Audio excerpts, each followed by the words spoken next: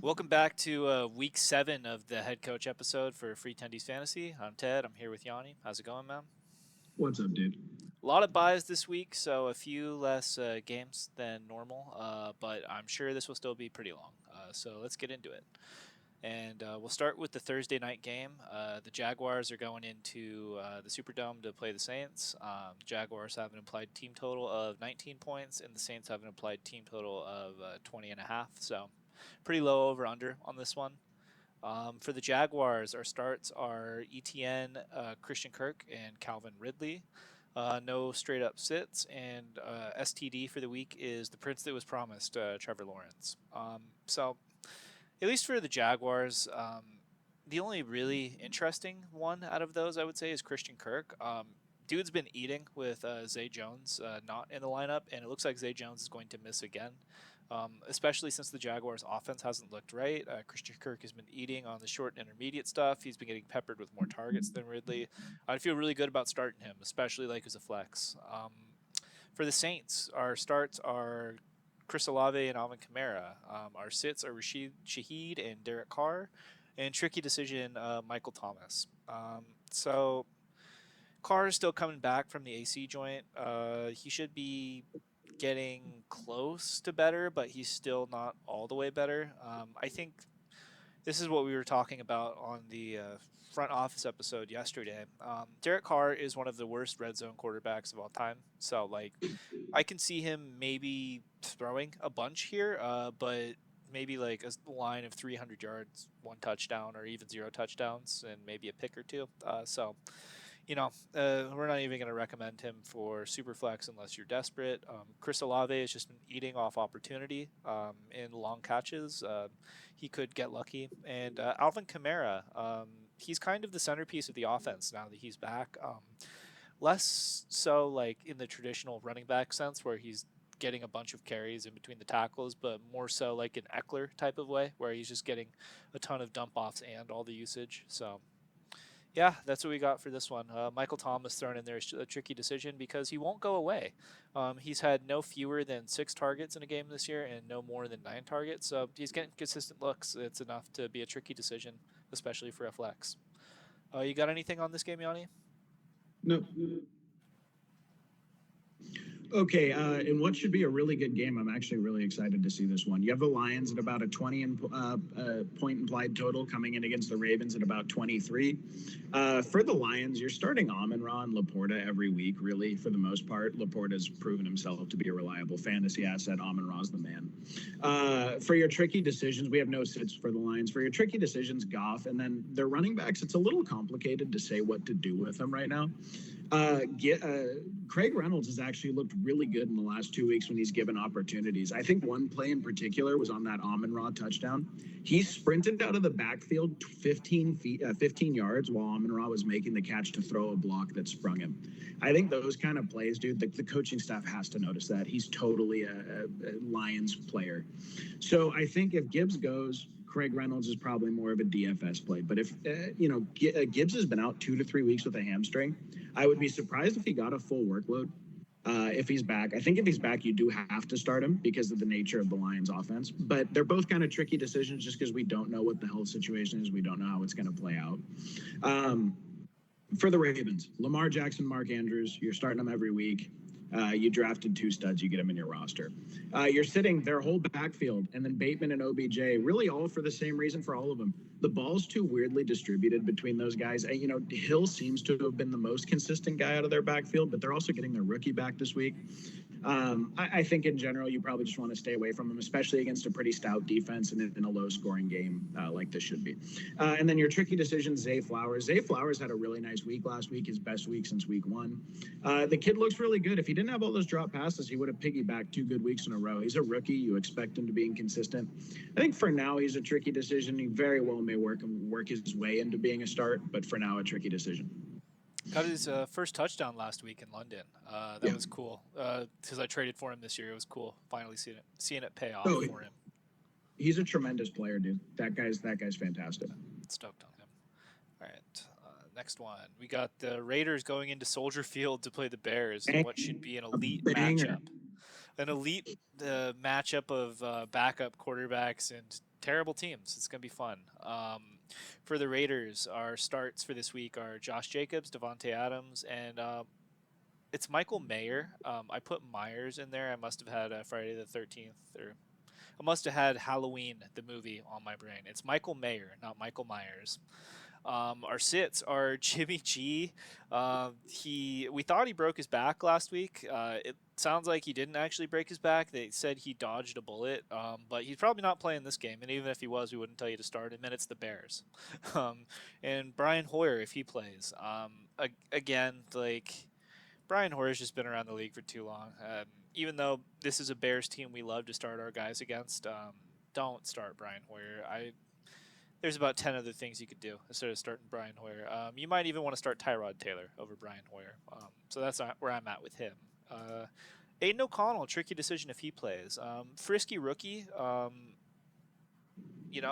think that, if anybody's going to have a good day at the quarterback position, it would be him. Michael Mayer is now a tricky decision. So now I've realized that the start is Jacoby Myers, not Michael Mayer. So I'm leaving it in. I don't care. I'm not even cutting it. All right. For the Bears, starting their running backs this week. This Raiders team is not a great defense, and it's either going to be Roshan Johnson coming off the concussion or Dante Foreman if Roshan cannot play. Whoever it is that's starting, we like them as a start this week. DJ Moore, you got to start him. Right now, I believe he's the fantasy wide receiver 3 in half-point PPR.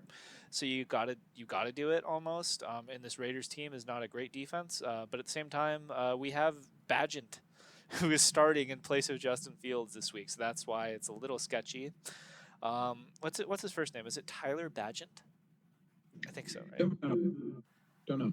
Doesn't matter. He stinks. Don't start him. Cole Kmet is a sit this week for the same reason. Justin Fields is out. No, thank you. And same with Darnell Mooney. So, yeah, a pretty simple one. Yanni, do you have anything on this game other than me just totally botching the Jacoby Myers, Michael Mayer deal? No, I mean, I think it's an interesting storyline you called out earlier in the year. Myers is outscoring Adams in every game where they both played full reps. Just a mess, man. That's the only noteworthy thing to me. See if it happens again. I think Aiden O'Connell, if he starts, could be much better for Devontae Adams than Jimmy is. Probably because he threw it to him like 15 times, right, when they played? Yeah. He'll actually take shots down the field. He's not just looking for the most open slant. Right? He's a frisky Irishman. Yeah. I like Aiden O'Connell. I don't think he's like Patrick Mahomes or anything, but I think he could be a, I don't know, Gardner Minshew type talent in this league. And I love Gardner, so. Sounds like the name of like a gangster in a Guy Ritchie movie. Aiden O'Connell. All right, let's get on to the next one. Okay, and actually what I think is a sleeper game this week. It should be kind of good. You have the Browns around 21 points implied total, coming back at the Colts, 19 points-ish. Colts are at home. For the Browns, two interesting starts are just two guys who have been really consistent this year for the most part in terms of their usage and production, and that's Amari Cooper and Ford. Look, if these guys went out there with P.J. Walker and they produced against the Giants, you're probably going to want them in your roster against the Colts. But you are sitting P.J. Walker. You are sitting Elijah Moore. P.J. didn't really show enough last night. I couldn't imagine what you saw in him that you'd want to get him in your roster this week. And then your tricky decisions, Hunt. I know Hunt got the touchdown over Ford last week, but Ford was clearly favored in usage. Ford got the chunk plays. He looks younger, more explosive. It looks like so at the beginning of the season, they could have re-signed Hunt and kept him. They chose Ford over Hunt in the beginning of the year. I think they came out with Hunt to kind of mix it up a little bit against the Niners, and probably because you do want to attack him on those dump-offs out of the backfield, which Hunt is better at. So he's a tricky decision for that reason. But I would say Ford is the lead back there still. For the Colts, only one start, and that's Pittman. You have a tricky decision in Moss, and this one's sort of interesting and worth talking about. I have JT as a sit and Gardner as a sit too, but JT is a sit. Moss is a tricky decision. Moss is still getting the bulk of like what appears to be the money down work, the red zone work. He kind of is still their lead back this week. I saw on Reddit there was a big debate breaking out about, is this the week that they give JT full run? I really don't see with the way Moss is playing why they would hurry JT back into the lineup. And this is against a defense that is in so many categories. The number that keeps getting thrown around. This is the best defense in the NFL in 53 years in the Browns. So they're a legitimate defense. They barely allow any yardage. It just feels to me like JT has no floor. There is a chance he gets his first touchdown of the year. It's totally possible. But with Gardner Minshew at quarterback, with him splitting reps with Moss against a defense like that, I'm inclined to just say you probably don't want JT in your lineup this week. I'm starting forward over him in the one roster where I have a decision between the two. All right. I don't really have anything on this game. I wish Anthony Richardson was playing, but I'll take Gardner. I think the Colts might be my real second team. Yeah, it's a good one. All right, this will be a barn burner. We got the Bills going into New England to play the Patriots. For the Bills, this is just a copy paste from last week. It is the same deal. These are all of the guys that you start every week: Josh Allen, Stephon Diggs, Gabe Davis, and James Cook. Whenever it's a plus matchup, get them in your lineup. I don't care. Knox and Kincaid, same deal as tricky decisions. They're tight ends that eat into each other's production. So when both play, we don't recommend you really start either. But when one misses the game, then you can start the other one. Last week, Kincaid missed, so Knox got himself bumped up to a start for us. But Kincaid should be back this week, so no thank you. Tricky decisions. For the Patriots, we're starting Ramondre. Ramondre, if you are an owner of his this year, you probably aren't pretty happy with him. You're probably very disappointed with the output you've gotten from him thus far. And this game doesn't profile to be one that will be very competitive, or the Patriots will be in. We have him as a start because the Bills have given up one of the most yards per carry to opposing running backs in the entire NFL this year. And we're also projecting the Patriots go down big and might throw a couple dump-offs to Ramondre. So they could get you home in PPR or half PPR. And we're sitting everybody else. This roster stinks. I hate to say it, but when you roll into an NFL season with this roster, it just is what it is. I think you're seeing the lack of talent before your very eyes here. No amount of good coaching can make up for that if you just fumble so bad as a GM. You have anything on this one, Yanni? Nope. I'll say this as a Niners fan. Even after Trey Lance got traded to the Cowboys for like a 6th-round pick or a 4th-round pick or whatever, and started 2 games and just was immediately traded, I'm still happy we picked him instead of Mac Jones. Mac Jones is a bum, dude. He stinks. He stinks. The Patriots got to just blow this thing up and start over again. I agree for the most part, but much like I told you last year about Sam Darnold, I'm just telling you right now, emotionally prepare for the possibility of Mac Jones as the Niners' backup. Very real chance. Very real chance. If Why would they do that though when we have the next Steve Young? Shanahan loves him. He's always loved him, and I believe Darnold's only signed to a 1 year, maybe a 2 year, but I think it's only a 1 year. Switch from Darnold to Mac Jones. That would be awful. Jesus. I'm just telling you right now, emotionally prepare for it. He's a great backup to Brock. He's like a diet Brock Purdy. All right. Falcons at the Buccaneers. Falcons with an implied point total of around 18. Buccaneers at 20. For the Falcons, you have your kind of big 3 that have emerged there. We had Drake London on our buy list earlier in the year. Hopefully you guys tried to get him after his week 1-0 because he's been really effective since. So you are starting Bijan, you are starting Pitts, you are starting London. Your tricky decisions are going to be Algier and Jonnu Smith. Algier has actually been splitting reps with Bijan, and they have this weird habit of pulling Bijan out inside the 10-yard line and putting Algier in. Always a chance he falls into the end zone for a touchdown. There's a ton of buys this week. If you're scouring your bench, like I have a few rosters, I had like 6 guys out. If you're doing something like that, you're probably taking a look at guys like Algier. You don't feel great about it, but you are taking a look at him. And then Jonnu Smith, this offense targets the hell out of tight ends, man. That is their thing. They absolutely love force-feeding tight ends. So Jonnu Smith is, again, someone, if you have buys, he's worth looking at. You are sitting Ritter. Point of contention between me and old Teddy Boy. He loves Desmond Ritter. Now it's like become a meme because he has him as his QB2 in a 2 QB league. I simply don't think he's an NFL caliber starting quarterback. He's on the road. He performs way less effectively on the road, and he's against a really tough defense. The Buccaneers are tough. They're not tough against the best of the best, but against teams like the Falcons and against Ritter, I would expect them to show up. For the Buccaneers, You are starting Evans. You are starting Godwin. This team's been susceptible to big-time wide receivers through the air. On that related note, you have Baker as a tricky decision. And then an interesting sit, Rachaad White. I've seen some speculation on Twitter this week. Some people seem to think like, well, this is finally the breakout. His usage has been tremendous. I believe he's getting over 70% of the opportunities in his backfield. He is actually seeing like elite top 5 usage, which makes it all the more concerning that he is not producing.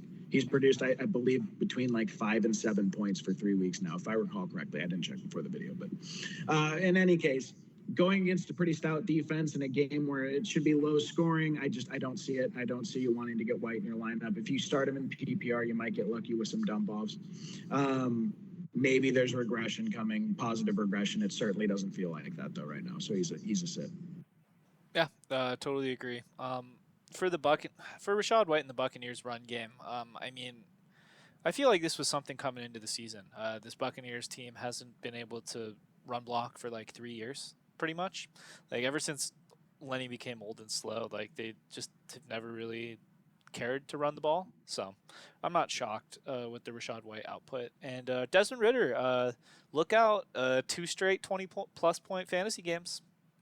I mean, I think that it's not a coincidence that these guys, Pitts and London, are now starts because Ritter's starting to have to throw the ball more. Like, obviously, he has these terrible turnovers and he has, terrible decision making, like taking a delay of game penalty on the 1 yard line. Like that's classic Desmond Ridder. But Yeah. I feel like Artie's trying to not baby him so much anymore, and he's letting him throw the ball around. And we're starting to see I think I had made the analogy earlier in the year, right? Like this Falcons team is like a Lamborghini sitting in your driveway, and Desmond Ridder is the 12-year-old you gave the keys to. I feel like Arthur Smith is in the front seat of the Lamborghini, and he's letting his 12-year-old practice drive it around a little bit. He's crashing into some trees, hitting some curbs, that sort of thing. But we'll see. We'll see. At least for now, he's throwing enough to keep Pitts and London as starts, which I'm happy with. All right, another just great game. I don't know. I got lucky this week with all my favorite games. You got the fun game. Yeah, we got the Commanders. The MetLife to play the Giants. The Commanders. Reds Commanders. have an implied team total of 21 points, and the Giants have an implied team total of 18.5 points. For the Commanders. Our starts are Terry McLaurin, Brian Robinson, and Sam Howell.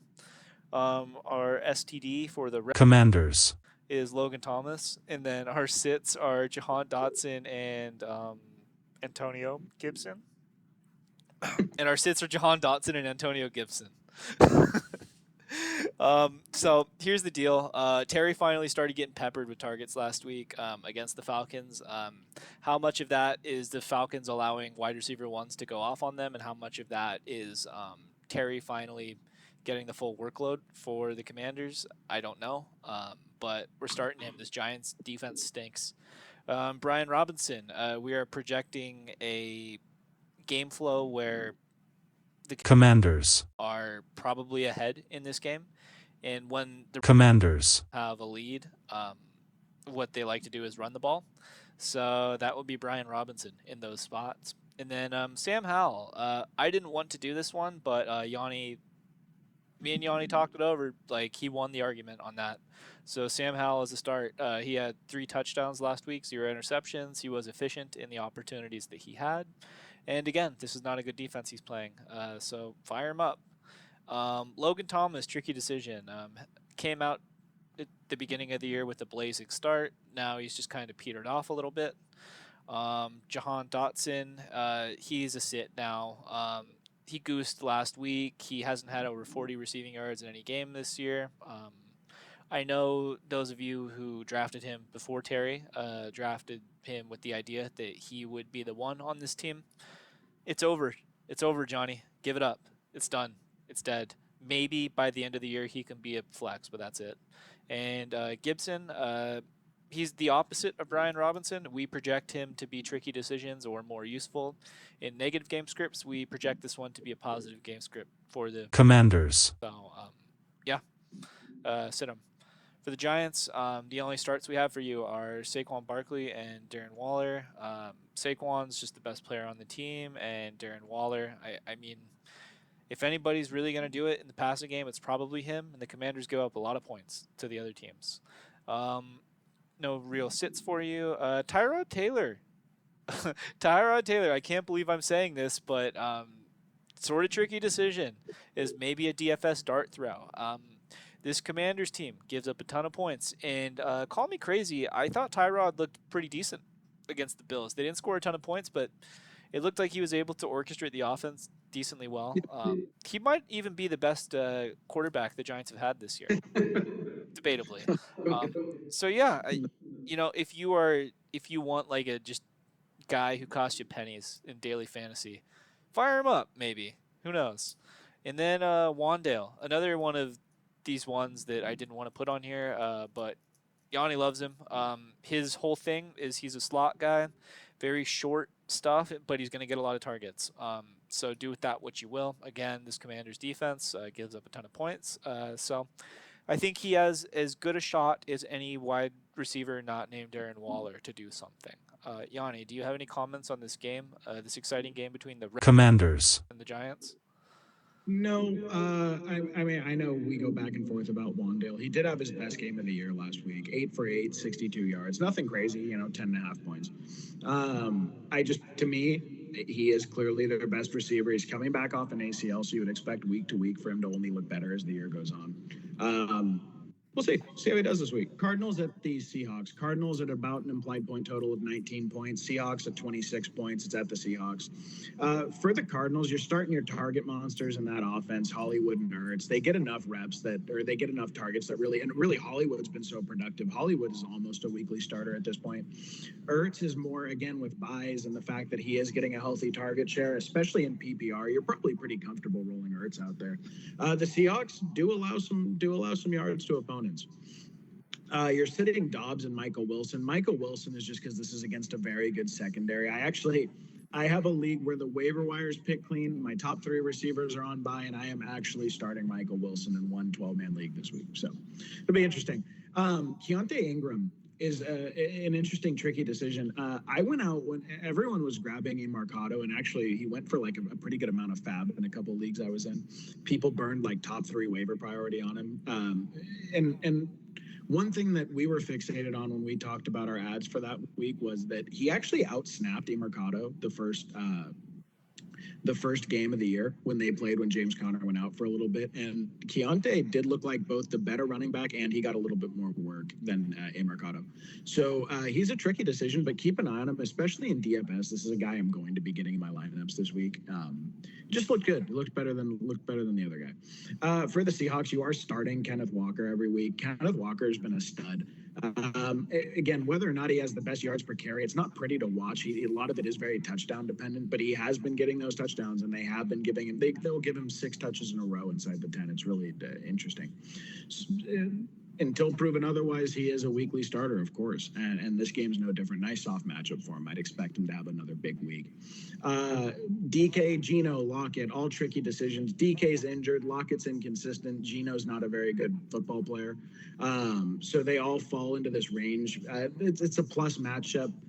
If you prefer DK to Lockett, obviously, most weeks. And this is a fine spot to start Geno. I don't know if you're excited about it. It is a roster-dependent thing, but I could see a lot of people starting him this week, and he'll probably do just fine. For your sit, it's Jackson Smith and Jigba. Him being listed on this list is more to note the fact that his snap share is really going up. It seems like he's carving out more of a role in the team. Where that goes for DK or Lockett, we're not sure yet, but it is worth noting that he had his highest snap count of the year last year. He does look like he's getting better. He's coming off that hand surgery, so he should only be getting healthier, developing a rapport with Geno. So we just wanted to flag it and list him as a sit. No one is realistically looking at starting him this week. I hope not. Yep. Coming off the hand injury and the post-bye rookie bump, where when rookies after their bye week, they are traditionally more involved in the offenses that they are a part of. So, I mean, it's tough with DK and Lockett in Seattle, right? And a mid quarterback. So it's hard to sustain 2 guys, let alone 3 guys. But yeah, if he's on your waivers, maybe I'd pick him, depending on what you can drop to get him. All right, next we got Kenny Pickett and the Fighting Tomlins going into LA to play the Rams. The Steelers have an implied team total of about 20.25 points. The Rams have an implied team total of 23.25 points. For the Steelers, our only start for you is George Pickens. Our sits are Najee and Kenny Pickett, and our tricky decisions are Deontay Johnson, Demuth, and Jalen Warren. So a couple things here. This could be the first time since week 2, I believe, or week 1, like halfway through week 1, that Deontay Johnson, Demuth, and Pickens are all on the field at the same time. So, I mean, this Steelers offense, watch out. They're going to take off now that they got all their guys in there.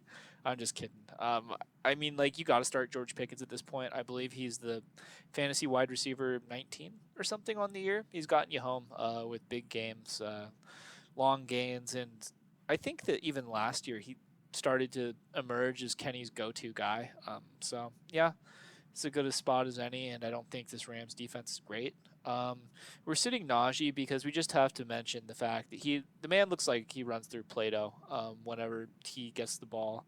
There hasn't been a single player with more runs for no gain or negative yards than Najee. And at this point, like, if you have to chase a Steelers running back, which I hope you don't have to do that, because if you do, your team's probably in trouble. Go for Jalen Warren.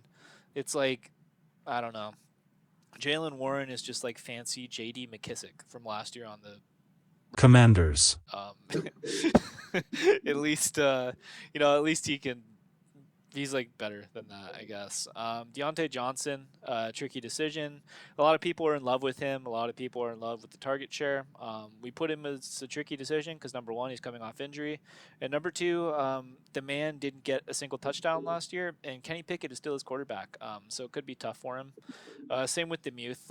We just want to see him play a little bit more before we put him back in our lineups.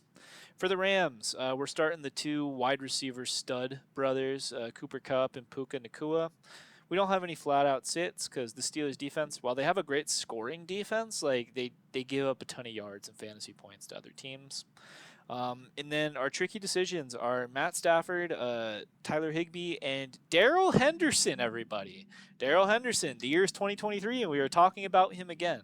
Remember last year when everybody thought Cam Akers didn't have a job anymore, and it was Darrell Henderson? And then Sean McVay tricked us. He pulled the rug from under us, and then he dropped Darrell Henderson, and then Cam Akers was good at the end of last year. Well, everybody in the Rams' current backfield is injured. Kyron Williams, injured. Ronnie Rivers, injured. And they just signed Darrell Henderson to their practice squad. Who better than a guy who has already been the featured back in a Sean McVay offense to come in off the street and be the leading carrier guy for the Rams this week? I think it's very silly. But, yeah, like, if it's like it's either going to be him or who's the other guy who's not injured, Yanni? Royce Freeman is the only running back on their roster. Yeah, it's like Royce Freeman or Darrell Henderson. I'd probably take Henderson there. But yeah, that's all I got for this game. Do you have anything on this one, Yanni? No, it's more just a funny call out, dude. I remember last year, like a month into the season, Darrell Henderson was putting up like 15 to 20 a game, and he was legitimately being traded for like RB1 capital. There were people that were in, like, he was on, and then when he dipped, he was on buy list, like as an RB1. He was a market RB1 for like 8 to 10 weeks last year. Oh yeah. That's all. Those were your two favorite guys to draft, right? It was like Darrell Henderson and Alexander Madison. You were like, if I got them in the 10th round, hell yeah. Oh, I was hammering Henderson 9th, 10th round. Absolutely. Oh, yeah. And dude, he paid off with like 4 to 6 weeks of RB1, and then he dropped off a cliff. But just like James Robinson. Yeah, and then just, I guess, one last thing is, dude, I actually thought Deontay looked really good in the first game against the Niners. And I think if you can get him dirt cheap, I would try to do that before Sunday. I really would. Okay, for the Packers at Broncos. Packers with around a 23-point implied total. Broncos with around a 22-point implied total. Really tight spread of a point and a half. For the Packers, you're starting whomever their RB1 is. So if it's A.J. Dillon with no Aaron Jones, I think he's perfectly startable this week. He had like 13, 14 points last week. He looked pretty good. And it's really just more about the Broncos defense. And Aaron Jones, you're starting him every week. He's in your lineup. They had a visit, I believe, and they signed James Robinson this week to either the practice squad or the active roster. Aaron Jones was still questionable with his hamstring coming off a bye, implying it was probably a pretty serious hand. I'm kind of surprised they didn't look at the IR for him. It was probably a pretty severe hamstring injury if he's still questionable even after a bye. Tricky decisions. Jordan Love, Dobbs, Musgrave. Dobbs and Musgrave have been seeing enough work that there are lineups where you'd want to get them in. It's an extremely soft defense, just hemorrhaging yards. I certainly could see times where you'd want to start either of them. Jordan Love, a little bit of a point in contention between me and Ted. I think Ted made a good point, though. You should be prudent with him coming off of a horrific performance against a really bad defense in the Raiders. He looked really, really bad. Had his worst game as a pro. He's looked like he's declining every week. If he didn't have a couple of comebacks here, we'd be talking about how he needs to go. So it's sort of interesting. You know, he has a rushing floor. It keeps him pretty viable. There's always the chance of a rushing touchdown. One thing I'm kind of wondering, coming out of their bye, it seems to me that what he's best at is his mobility, actually, and they're really not using him like that. It seems to me like you'd want to be running him a lot more. I'm curious for fantasy purposes if they come out with a lot more play action, a lot more rollout, maybe a lot more a read option plays. We'll see, but I'd probably being cautious with him. Now, I think a lot of rosters will start him this week, though. For the Broncos, a player I love, huge fan of the guy, Javonte Williams. He has not had a good season so far. I don't believe he's broken into double-digit points in half PPR yet this year. He did have his first real chunk play of the year last year. He looked as healthy as he's looked all year against the Chiefs last week. And this Packers team can be run on, so we're going to actually start Javonte. We're sitting Judy and McLaughlin, even though they do get ran on. It looks like Javonte is still the feature back for now. Judy has just been so rough this year, man. He's really, and it looks like he's ready to get out of town. They're ready to be rid of him. It's a mess. You would think that they would try to feature him a little bit to drum up trade interest, but I don't think Sean cares. I think he just wants Jerry Judy out of his life. And then for your tricky decisions, Sutton and Russ. Russ has been good enough this year. I could certainly see rosters that want to start him, but with Jair Alexander probably locking down Sutton, that's also why Sutton isn't a start this week. I think you'll get a lot of Jair. Sutton's actually been a surprisingly solid player for most of the year. You're probably actually pretty happy if you went and got him around 10, 11, 12. But the Jair Alexander factor is real. Russell's not good at football. That's real. He doesn't even look interested anymore. Well, it's not that he doesn't look interested. He doesn't look like he wants to be there anymore during the games. It's really a train wreck. But they're tricky decisions this week. Good luck to you. Yeah, I will not be watching this game. No, thank you. No, thank you. Horrible football. All right, we got a good one coming up next. We got the Chargers going into Kansas City to play the Chiefs. The Chargers have an implied team total of 21 points, and the Chiefs have an implied team total of 26.5. For the Chargers, our starts are Justin Herbert, Austin Eckler, Keenan Allen, and Josh Palmer. Man, all those guys, other than Josh Palmer, are studs, and Josh Palmer is starting to look very startable. So, yeah. This is a high implied team total. In theory, the Chargers should be having to score a lot to keep up with the Chiefs. Expect a lot of throwing the ball around the yard here. We're sitting Joshua Kelly. It's not that he's fantasy relevant anymore. Yanni just hates him, so I figured we'd call him out as a sit. And Donald Parham, sort of tricky decision. The man scores a lot of touchdowns. He's like 6'6", 500 pounds, and just boxes people out in the end zone. So if you feel like taking a DFS shot on a dirt cheap guy that could get one or two scores just from being the size of a fridge, go for it. For the Chiefs, we're starting Pat Mahomes. We're starting Mr. Pfizer. And we're starting Isaiah Pacheco. That's like the big three. Yanni dubbed them the big three 2 weeks ago. I was not sold on Pacheco. I still don't really like Pacheco as a talent, but there's no denying he's a big three fantasy guy on this team. And last but not least, Rashee Rice, welcome to the Start Club. It looks like he is finally emerging to the top of the pile of trash as like the primary wide receiver for Pat Mahomes. He's still not a wide receiver one. He is still not an X wide receiver. He is still not the type of wideout that we could potentially see in this Chiefs offense that breaks fantasy football. But he's worthy of a flex, I think. We're sitting our other running backs for the Chiefs. CEH and Jerick McKinnon are dead until further notice. The only reason those guys should even be on your roster is just if you want to have a handcuff for Pacheco. And no tricky decisions. We have a really solid grip on this game, and that nothing is tricky. You got anything on this one, Yanni? No, no, and I agree with you about Pacheco's talent. It's more that he's clearly the second best option in their offense behind Kelsey for now. Maybe that changes if Rice breaks out, but like that's their team for now. It's very concentrated. So. Okay, awesome game. Should be a blast. Dolphins at Eagles. Dolphins around 24.5 implied total. Eagles at 27. Absolutely. I mean, I don't know if absolutely. I would guess it'll be the game of the year so far. We'll see. Bills and Dolphins was pretty sick. Niners Cowboys was my favorite game of the year. But okay.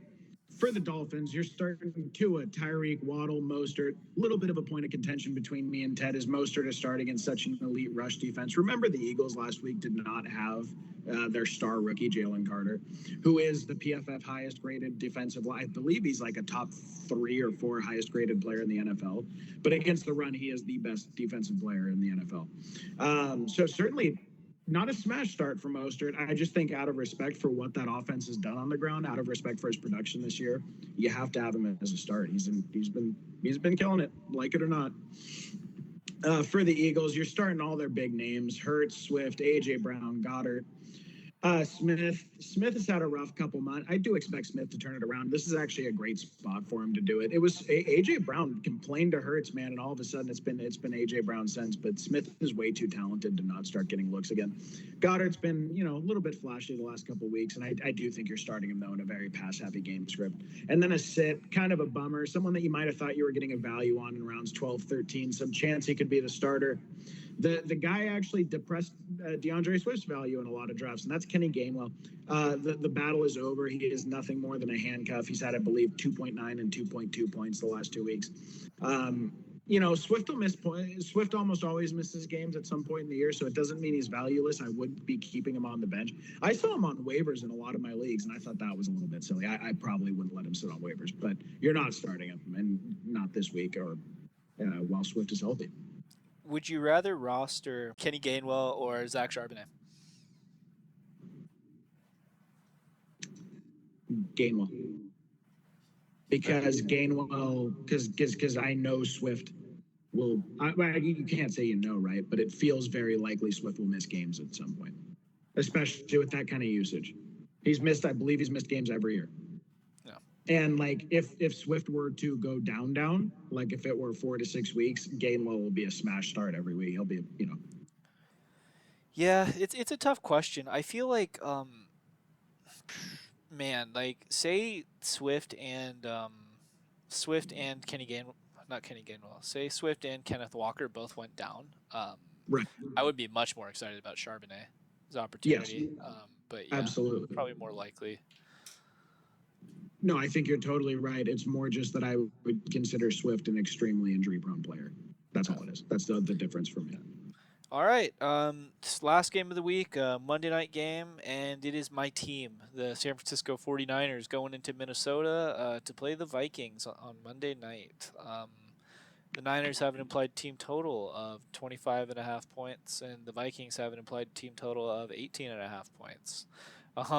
For the Niners, our starts are Big Cock Brock, Brandon Ayuk, Deebo Samuel if he plays, Jordan Mason.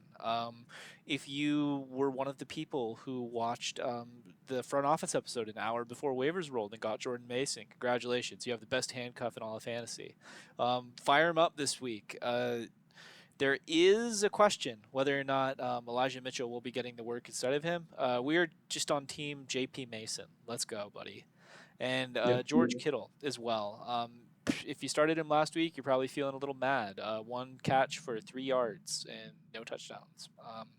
But this team, the Niners have shown that their offense, at least in the passing game, is concentrated around CMC, Ayuk, Debo, and Kittle.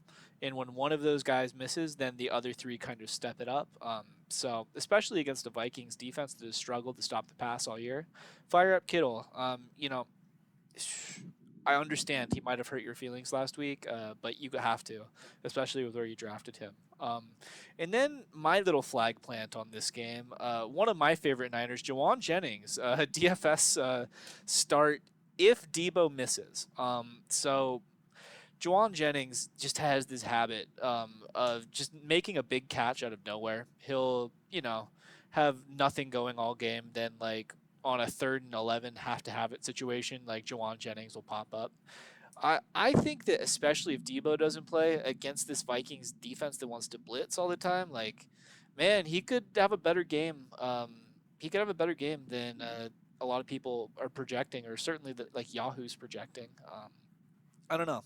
Like, if you're a team that's just ravaged by injuries, like Yanni said, he's starting Michael Wilson this week. I might start Jawan Jennings over Michael Wilson, but I also just have like this irrational love of that guy because I went to the Niners game, Niners playoff game last year, and we got to see him like break off a sweet like post route right in front of our seats, which was sick. That was dope. It was so sick, dude. I love Jawan. But yeah, that's it. I'm just gonna talk about the Niners all day. I don't know how much I love them. If I keep going, so let's go to the Vikings. We're starting Jordan Addison and we're starting TJ Hawkinson. Because Justin Jefferson is out, it has forced Jordan Addison into being a full-time player. And surprise, surprise, he's producing as a full-time player. Vikings, you should probably think about giving the kid more snaps because he's doing stuff with them. And TJ Hawkinson, he's had a low ADOT all year. He's kind of just been like a safety valve or whatever for Kirk. And last week it was more of the same. But the way you move the ball on this Niners team is you pass it, and a lot of times those little short routes are open on them. So fire him up. You drafted him probably in the 3rd or 4th round, so you probably don't have a better option anyways. We're sitting Alexander Madison and Cam Akers. No, thank you. They're both not really great running backs, and this is a solid run defense. Do you want a starting running back who's going to be running it like Nick Bosa and Javon Hargrave and Eric Armstead all game? I don't. Fred Warner, dude. Well, Fred Warner too, but like, so the first point of impact, you have to deal with those monsters. Then Fred Warner comes up and eats your lunch too. No, thank you. Like, maybe the only way either one of them gets home, I think, is like on a screen or something. Then tricky decisions are Kirk Cousins and KJ Osborne.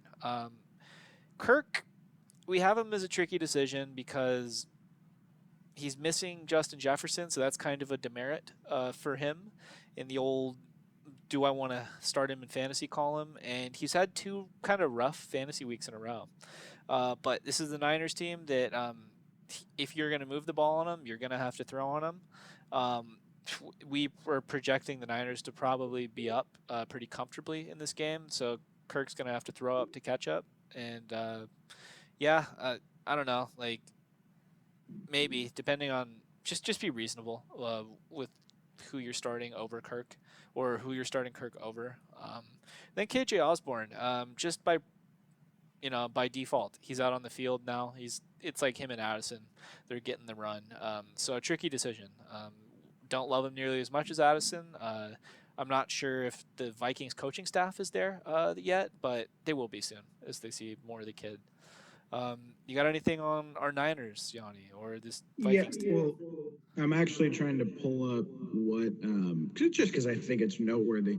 Okay, Jordan Mason in his career, in 22 games, he's had 64 carries for 375 yards. He is averaging just under 6 yards per touch when he gets the ball. So there's a big split right this week. Is it going to be Elijah Mitchell or is it going to be Jordan Mason? I honestly think he's way too efficient when he gets the ball. Elijah Mitchell had a game where he had 5 or 6 touches and he missed 3 weeks after that. So just in terms of longevity and in terms of effectiveness. Now, Kyle in his interview this week said, well, Elijah Mitchell's earned a place on this team. He's been productive and he has a right on this team to get his reps. So I get it. I just personally, I think it's Mason's backfield without CMC for however long that is. So it'll be interesting to see. I think the kid's talented. I can't wait. Yeah, I think that especially from his rookie year, Elijah Mitchell had a lot of money in the bank with this team. But Yeah. given the just incessant injuries and stuff and looking ineffective, I don't know how much money's left in that bank. I would assume Kyle makes the switch sooner rather than later. But that's going to do it for us. If you made it through this whole ramble fest, congratulations and thank you. Please like, subscribe, and let us know in the comments. What's our question going to be for the comments today, Yanni? I did the last like two. You have to come up with one. Who's the next weird hamstring injury in the NFL? It is the year of the hamstring. What fantasy star is going to pull up with a hamstring this week? Perfect. All right. Yeah. Let us know in the comments who dies from the hamstring next, and Do we you will know who's tackle. gonna? Do you know who it's gonna be? Just because it's how my life goes, it's gonna be Kenneth fucking Walker. You watch. I have him on 3 rosters. You watch the guy who pulls up. We'll see. Charbonnet time, dude. And then once I, Charbonnet takes over, that's it for Ken. He's backup after that. we'll see.